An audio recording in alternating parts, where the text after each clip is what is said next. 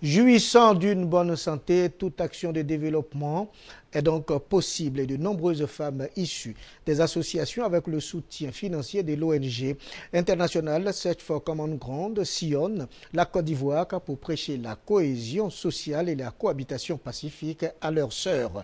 Ces femmes leaders se sont retrouvées à Bouaké pour échanger sur la participation des femmes à la construction d'une nation prospère. Soro Corona dans un commentaire de votre serviteur. De nombreuses femmes issues de plusieurs ONG et associations font de la quête de la cohésion sociale leur cheval de bataille. Ces femmes, depuis la fin de l'année 2011, sillonnent le pays pour échanger avec d'autres femmes sur les valeurs de solidarité, du vivre ensemble, de paix et de cohabitation pacifique. Cette initiative est de l'organisation internationale Search for Common Ground. Plus de 50 femmes leaders d'opinion et responsables de structures féminines se sont retrouvées à Bouaké pour parler de cohésion sociale.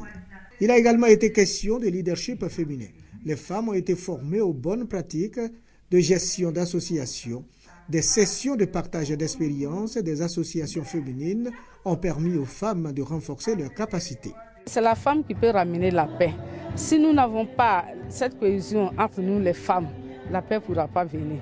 Et que nous tenons bon à ce que véritablement la paix revienne. Parce que c'est nos maris qui en souffrent, c'est nos enfants qui en souffrent. Quand tu es leader, il faut partager les tâches. Il faut savoir rassembler, il faut savoir pardonner, il faut savoir parler à tes membres. C'est de ça qu'on parle. À travers ces séances de formation, Search for Common Ground veut inculquer aux femmes ivoiriennes l'esprit de cohésion et d'entraide.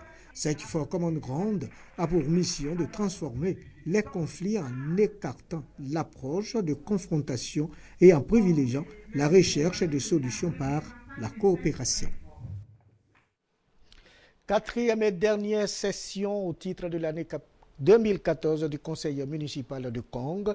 Plusieurs points étaient inscrits à l'ordre du jour. Pour ce qui est des infrastructures socio-économiques de base, de nombreux investissements ont été réalisés en 2015. Le maire et son équipe comptent davantage faire des réalisations pour le bonheur des populations de Kong. Les précisions avec Kader Sogodogo. Le conseil municipal de Kong fait le bilan de son exercice en 2014. Les 24 conseillers municipaux de la commune ont tous répondu présents à cette quatrième et dernière session 2014. À l'examen des différents points inscrits à l'ordre du jour, le conseil a salué les efforts en termes d'investissement réalisés en 2014. La construction de l'Institut de formation et d'encadrement féminin IFEF, la construction d'écoles primaires, l'électrification villageoise et des travaux d'assainissement font partie des réalisations de cette mairie. Pour 2015, le Conseil a adopté le budget primitif qui s'élève à 113 713 francs CFA. Pour le maire Téné Birahima Ouattara, son équipe est au travail pour relever les défis de développement à Kong. Nous avons estimé que l'année 2014 a été une très bonne année en termes d'investissement, de compression des dépenses aussi au niveau de la municipalité de Kong. Je pense que 2015 s'annonce meilleur pour les populations. Nous avons fait beaucoup de choses en 2014. Nous essaierons de faire encore mieux en 2015. Au terme des travaux de sa quatrième session, le conseil municipal de Kong a donné son quitus pour un jumelage avec la commune d'Aboasso. Kawara, c'est dans le département de Ouangolo-Dougou. Kawara vient de recevoir son premier sous-préfet. Son installation a eu lieu en présence du ministre chargé des Affaires présidentielles, Téné Birahima Ouattara, à qui les populations ont dit grand merci pour cet instrument de développement. Le reportage de Kader Sogodogo. Forte mobilisation à Kawara. Uniformes, chants et danses des populations traduisent une immense joie et pour cause, la localité accueille son tout premier sous-préfet. Je vous installe officiellement au nom du président de la République, sous-préfet de Kawara. Kawara a été érigé en sous-préfecture par le décret numéro 2010-230 et il a fallu attendre jusqu'au 25 août 2014 pour que la localité soit pourvue en administrateur civil à la personne de Koné Christ Richard. Pour les enfants de cette nouvelle sous-préfecture, l'émergence tant promise par le chef de l'État se matérialise déjà. Merci pour toutes les actions que vous ne cessez de mener pour sortir notre jeune sous-préfecture de sa léthargie. Je voudrais exprimer notre profonde reconnaissance au président de la République, son Excellence Alassane Ouattara, pour la clairvoyance de ses actions de développement. Présent à l'installation du sous-préfet de Kawara, le ministre chargé des Affaires présidentielles, Téné Birahima Ouattara, parrain de la cérémonie, invite les ressortissants de cette localité à travailler davantage pour le développement de cette nouvelle sous-préfecture. C'est votre fils que l'administration vous envoie pour essayer de mettre de l'ordre au niveau administratif à Kawara. Donc c'est un gain énorme que l'administration vous apporte. Il faut que vous puissiez donc épauler fermement votre fils, le sous-préfet. L'inauguration des locaux de la sous-préfecture a été l'occasion pour le représentant du président de l'Assemblée nationale de relever le changement positif pour Kawara. Avec l'avènement du sous-préfet, le gouvernement sait désormais que Kawara est là et les infrastructures vont suivre. La sous-préfecture de Kawara compte 10 villages et est située seulement à 18 km de la frontière de notre pays avec le Burkina Faso.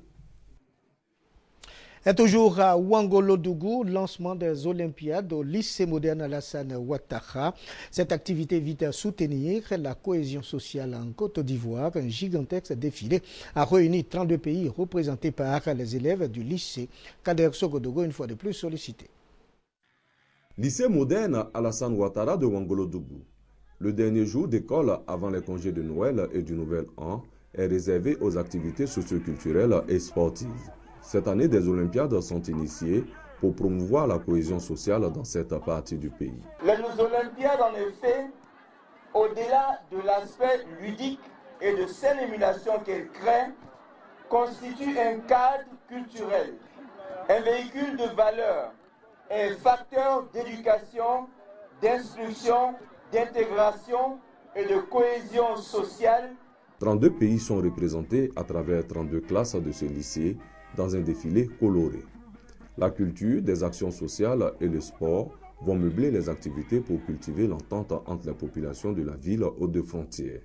Pour le parrain des Olympiades, Traoré Drissa, opérateur économique, l'émergence tant souhaitée par le chef de l'État passe par la cohésion sociale et l'entente entre les populations, d'où son soutien à cette initiative. Nous avons assisté à une démonstration d'unité, de cohésion, d'entente, de fraternité et d'amour entre les enfants de la Côte d'Ivoire. C'est à ce prix seulement, croyez-moi, mesdames et messieurs, que nous participerons à l'œuvre de repositionnement de notre pays entamée par le chef de l'État, son Excellence Alassane Ouattara. Les autorités préfectorales, municipales, coutumières et religieuses ont apporté leur soutien, démontrant ainsi le caractère important des Olympiades à Ouangolodougou. Le président de l'Assemblée nationale, Soro Diom, à la 4e édition du festival du Tchologo, occasion mise à profit pour inaugurer la salle multimédia du lycée de la localité et surtout pour la pose de la première pierre du centre de formation professionnelle de Ouangolodougou. On retrouve Kader Sogodogo. Le festival du Tchologo a été initié par le président de l'Assemblée nationale, Guillaume Soro, pour permettre aux ressortissants de cette partie du pays de se retrouver en fin d'année pour mener des actions de développement. Pour cette 4e édition, les festivités sont tournantes. Après Kong, c'est le département de Ouangolodougou qui a accueilli Guillaume Soro. Plusieurs intervenants ont salué la visite du président de l'Assemblée nationale dans la ville aux deux frontières. Parmi eux, le premier magistrat de la commune de Ouangolodougou. Après de si bons et loyaux services rendus à son pays, un temps de repos mérité est plus que nécessaire. C'est le moment de joindre l'utile à l'agréable en se retournant en famille pour partager des moments inoubliables. Si son Excellence choisit de passer ces instants de gaieté avec nous, cela nous convainc une fois de plus que nous sommes une famille pour lui. Que dis-je, nous sommes sa famille. Le président de l'Assemblée nationale, Guillaume Soro, dans son intervention, a remercié la population pour leur forte mobilisation. Il a surtout insisté sur l'union et l'entente entre les fils de Ouangolodougou pour porter le département sur les voies du développement. Ce message que je veux lancer au département de Ouangolo, il faut pouvoir bâtir l'unité des filles et fils du département. Et je demande aux cadres, les premiers, de s'investir pour que nous puissions être unis. Et je me tiendrai à leur côté. Si on est unis, le développement sera là. À Ouangolo-Dougou, Guillaume Soro a posé 2 actes forts. L'inauguration d'une salle multimédia de 20 ordinateurs avec connexion Internet, un geste du conseil régional avec le soutien de l'ANSUT et la pose de la première pierre d'un centre de formation professionnelle.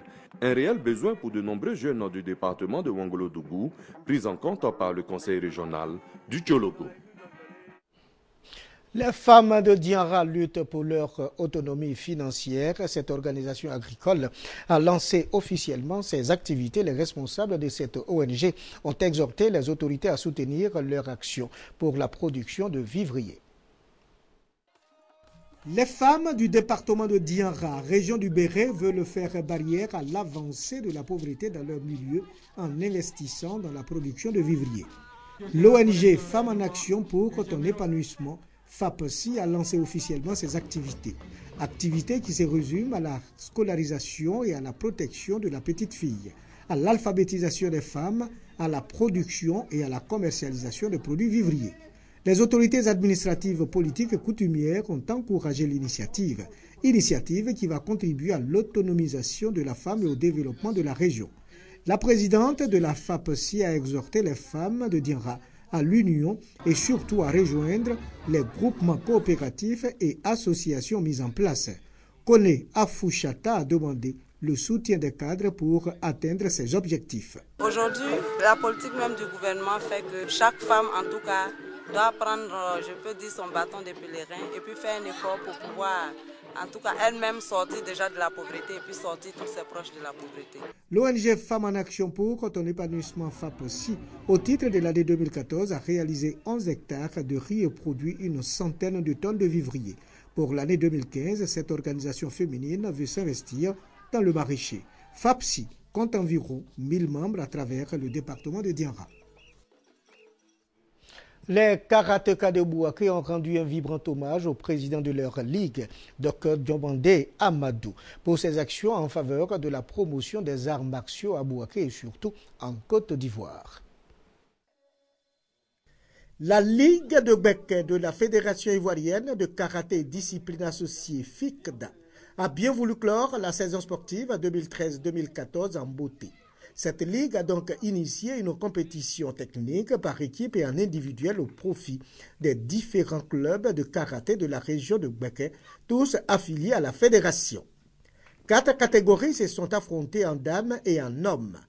Les finales ont été disputées avec la rage de vaincre. C'est ainsi que Kibane Aou remporte la médaille d'or dans la série des filles de 7 à 10 ans. Chez les garçons, dans cette même catégorie, Kofi Habib William arrive en tête par équipe. Le Rotary Karaté Club de Bouaké se classe premier. Vient juste après le groupement ivoirien de Châteauroux de Bouaké. Objectif de cette rencontre sportive, faire la promotion des talents locaux et mettre en place une équipe de compétiteurs à même de représenter dignement la région de Bouaké en 2015. Heureux de cette initiative, les karatékas de Bouaké ont rendu un vibrant hommage au président de leur ligue, Dr Diomandé Amadou, Saint-Unois 4e Dan, pour ses efforts en faveur de la promotion du karaté dans la région en particulier et en Côte d'Ivoire en général. Sport, toujours pour clore cette édition, la Fédération ivoirienne de Vivonam, Viel-Vodao, a fait son dernier stage technique national au titre de l'année 2014 à Bouaké. La manifestation sportive a rassemblé les responsables des ligues et clubs Viel-Vodao de toute la Côte d'Ivoire. Cette assemblée générale ordinaire, la 7e du genre au titre de l'année 2014 de l'équipe nationale de Vovinam Viel-Vodao, doublé des assises de la dite fédération et le tout premier regroupement tenu hors de la capitale économique, Abidjan. Occasion pour mettre à niveau l'équipe nationale selon les normes techniques des épreuves internationales, 45 participants dont 8 invités des autres équipes des arts martiaux ont assisté aux différentes démonstrations, à savoir Kim Fap, épreuve avec le sabre, Matao, attaque et défense à la machette, Long Wokien, enchaînement d'un combat des tigres et du dragon. Des démonstrations tant appréciées par les invités que par les initiateurs. Très impressionné, il faudrait que tout le monde encourage ce genre de compétition. Pratiquer cet art martial qui est un art martial d'avenir, un art martial d'instruction, un art martial de perfectionnement. Pour atteindre les objectifs qu'elle s'est assignés pour l'année 2015, la Fédération ivoirienne de Vovinam Viet Vo Dao exprime une nécessité pécuniaire évaluée à plus de 50 millions de francs CFA. Nous espérons qu'avec les moyens, on pourra organiser mieux nos activités internes et internationales en 2015. En 2012, lors du premier championnat d'Afrique de Vovinam Viet Vo Dao tenu en Algérie, 11 médailles avaient été remportées par l'équipe de Côte d'Ivoire avec la participation de 3 athlètes. Implanté en Côte d'Ivoire depuis 1977, le Vovinam Viet Vo Dao est un art martial vietnamien. Et voilà, retour en Côte d'Ivoire pour mettre fin à cette édition. Merci de nous avoir suivis. Au revoir et à très bientôt.